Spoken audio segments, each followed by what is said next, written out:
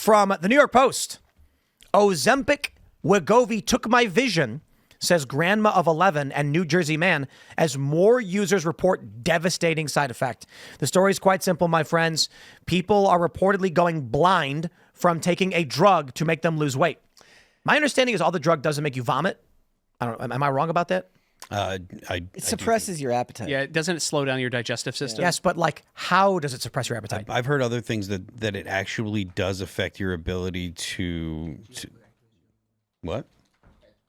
So I've heard that it actually works to help make you more disciplined. If you have cravings for alcohol, it helps with that. If you have cravings for nicotine, it helps with that. So it's not just about It food. slows down how fast food leaves your stomach, making you feel full longer after eating. They call it, Phil, they call it intrusive food thoughts, like people who eat late at night. It really is crazy to me that there are people who can't just, like, they have no control over their bodies.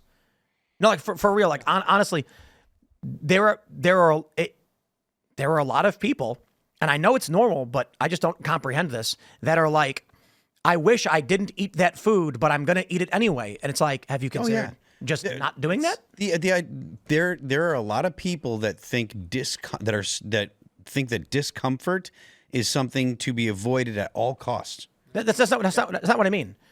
I'm saying that there are people who quite literally go, I wish I wasn't eating this pizza right now. And I'm like, just put it down. But the thing that's don't eat making it. them continue to eat it is they want to, they have the desire, and to say, I'm not going to indulge that desire, which is, Wait, this is my point. They have no control over their bodies. They're like, help me, please. I can't, my hand. It's making me drink this. Well, you have to add in all the steps to go to the store to buy it or order it as well. I mean, there are multiple levels to this. 2 weeks ago, I just did I went for a 72-hour water fast and made it 88 hours. I know I got to get my stuff together. It's just a mental game.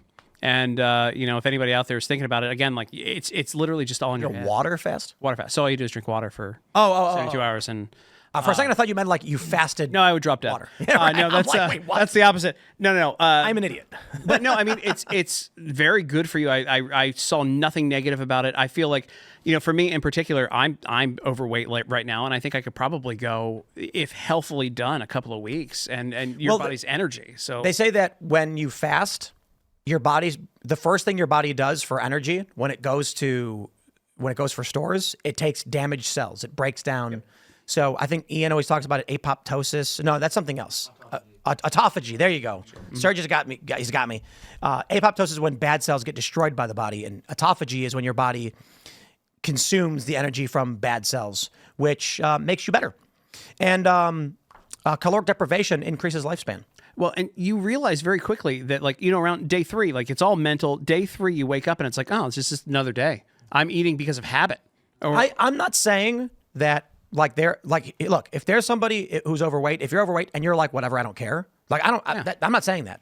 I'm saying that it's crazy to me that there are people who are like, I wish I wasn't so fat, but I'm going to eat anyway. I know I will inject myself with this drug instead. There are people who have taken out massive loans to be able to pay for their Ozempic and their Wegovy prescriptions. There was, I don't know how far and wide this interview went, but Sharon Osbourne was on Ozempic. Oh, yeah. And she did an interview with, who was it? The comedian. It destroyed her body, though. Yes. Her body basically didn't restart. Yeah. And so she wasn't able, her body wasn't getting the calories it needed, and she looked like death. Yep. That's crazy. Today, my problem is getting enough calories when I'm skating or exercising. So I took a third cup of rice flour, poured water in it, stirred it up, microwaved it, put peanut butter on it, and just jammed it down my throat. Because otherwise I don't get the calories when I'm skating. I have the inverse problem. I don't understand. People are going blind. Yeah. And this is a known side effect. And they're like, whatever, let's do it anyway. Well, it's from decades of the commercials for any medication. It says these side effects, and it lists the worst things that could have ever happened to a person. And lump in your neck. And these things are now advertised. We were at the mall recently, and there were ads for Ozempic as a weight loss medication, not as a diabetes medication, which is what its actual labeled use is for. And, you know, people these days, they look at that. They look at the easy fix, and it's a generation of kids. The other thing that I thought was interesting about it is, like, you've got a whole generation of kids raised on Adderall who never ate that much growing up anyways. Then they go off the Adderall, and they're like, holy crap, food tastes great. They look for another medical solution. I'm going to throw this in code so I don't violate any rules, but could you imagine if the thing from a couple of years ago, they told everybody it made you lose weight at the same time? They're like... the problem is... what's his face? Who was the mayor? De Blasio was like, look at these delicious French fries. Look at this cheeseburger. Oh boy, you can have one of these too. It is. Look, I can understand like if you're addicted to a drug or smoking, but I just don't understand that type of eating hits the same pleasure center in the brain. Yeah. But it feels to me like you're possessed. The best way that I can how do you not control yourself? The best way that I'd ever found to describe like wanting a cigarette when I was like relating it to someone else, it's like being hungry. When I was really wanted a cigarette, the closest thing that I could describe it as is like being really hungry. And without the stomach pains, but it's still a very similar, just like, man, I really want to eat that, whatever. It's like, it's the same kind of like motivation. Then you ever hear that book that's like, you know, this book, what is it called? It's like, this book will make you quit smoking or something. There is a book called that. Yeah, I'm not. And like, it actually tells you to smoke while you're reading it. And by the time you're done, you'll never have another cigarette. And I've heard people swear by it, like it works. I don't know, man. And then you get into like Gen Z talking about, look, I'm never going to own a home. My life is going to be miserable. So their idea of splurging now is to buy good food and like go to the grocery store and buy good food. So a lot of it is that food is used, you know, they talk about eating emotionally. This is why they're not getting houses. Yeah. I mean, you're probably never going to, you guys see that viral clip from Boy Meets World? Where Topanga and whatever everybody knows her name because Corey, there you go. I don't know his name. He was like, the house is $80,000 and you'll need $4,000 down. He's like, where are we going to get $4,000? It was something like that. It was like a really cheap house. And this was in the late 90s. Now it's like a Gen Z couple, you know, they're like 23, 24. They're getting married. They want to buy a house. Well, the down payment on this house is $100,000 and it's $500,000 if you want to live in your town where you work. It's like, okay, I can't do that. I could, you know, like we're in the middle of nowhere out here and the houses are like $500,000. Mm-hmm. Yeah. You're not going to own a house. So I'm going to go and buy good food instead, because if I'm going to be renting for the rest of my life, then damn it, I'm going to eat well while doing it. Yeah. You know what, man? Or you just don't and you save your money. It's hard for people. Like you know, they can't control themselves. I think it's entirely orchestrated, to be completely honest, because there's no way all of these things I feel could be an accident, right? You've got the Democrats. I would say it's the uniparty establishment saying, "Don't have kids. It's bad for the environment. The world is overpopulated. Don't have kids." Then you get a financial collapse. Oh no, now you can't have kids. Better not. Then you have go have an abortion. Just have abortions. Don't have kids. Then you have TV shows like Michelle, what's her face?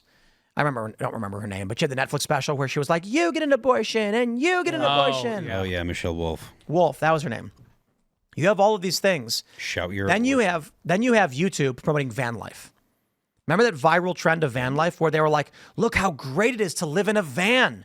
It's the best thing ever. All those people had email jobs. Those vans cost as much as some starter homes. But they were trying to, indeed. To be fair, I built the van that I had. I think it was like $35,000. So it's not like it's cheap, but it's not a house. No. Right? And then you get a big social push saying, why don't you go live in a van down by the river? And young people all wanted to do it. And many pursued it. And it is really funny to see how many people tried it. And then afterwards, they were like, I was miserable and it was the worst thing ever. Yeah.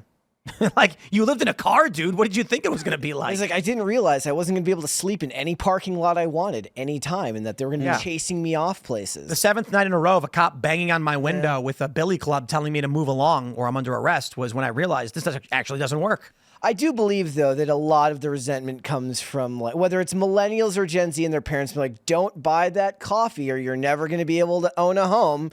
And you're like, the home is $500,000. My $7 coffee isn't putting a dent in that, even if I do it every day for the next 20 years. If they put $7 into Bitcoin every day for 20 years, they own a house. That's a different conversation entirely. So you're telling me, by the way, that you don't like, have you ever seen the plus-size park hoppers? Oh, The plus-size park hoppers? Nope. Yes. And have been suggested to me on Instagram every day. You have to look up plus size park hoppers. No, because then it's going to start spam blasting. Yeah, it will. Yeah. Well, they are a friend sizes 2X to 5X that show you inside Disney parks whether or not you can fit, not just in rides, but in restaurants where, like, you get concerned, like, are there arms on the chairs that I won't be able to fit in to eat? They're putting like the thing over them to see if they fit. It's You know what? I got to be honest. At this point, anybody who, like, I feel like most informed people who are paying attention and care about themselves would not care if Trump intentionally collapsed everything as a purge. Trump's just looking around. He's like, it's a bunch of lazy, degenerate, overweight filth. He burns the economy. Like, he has no interest in America. It's literally just, he's going to create his Ubermensch just by destroying the economy. That's it. Destroy the economy, close the border, and then anybody who survives deserves to. But please, if it's the segment from the Plus Size Park Hoppers called "If I Fits, I Sits" that does it, I need to know. Just anybody please just let me know. White House. To be fair, though, the morbidly obese can survive a long time without food. Absolutely. So water and vitamins. That your plan that you just proposed by Trump, that's like the ultimate meritocracy. Like, I'm collapse kidding, by the way. everything. But, it would be funny if Trump's just like looking around at a Gen Z that won't work to save their lives, millennials that won't have babies to save the country, morbidly obese homeless people, and he's like, maybe we need some depression. All he needs to do is stroll through the streets of D.C. I mean, there was a guy on the metro that I forget his name, but he was a naked, morbidly obese guy that just people knew was showing up on the metro for a long time in Washington, D.C., and they wouldn't remove him. Why wouldn't they remove him? He's probably too big. Too big. And also, like, he was literally naked. Like, he never wore clothes. It was just a very large... And he just lived there? Yes. Too big to fail. Man, I don't know. I'm just saying, like, I feel like if social order completely collapsed, then it's largely the Trump side of things that would make it through all right. Yeah, because they know that your groceries don't come from the grocery store. Indeed. Yeah. Or they have backyard chickens. Yeah. And that's it. Thanks for checking out this clip from Timcast IRL. Make sure to watch the show live Monday through Friday at 8 p.m. Subscribe to this channel, and we will see you all there.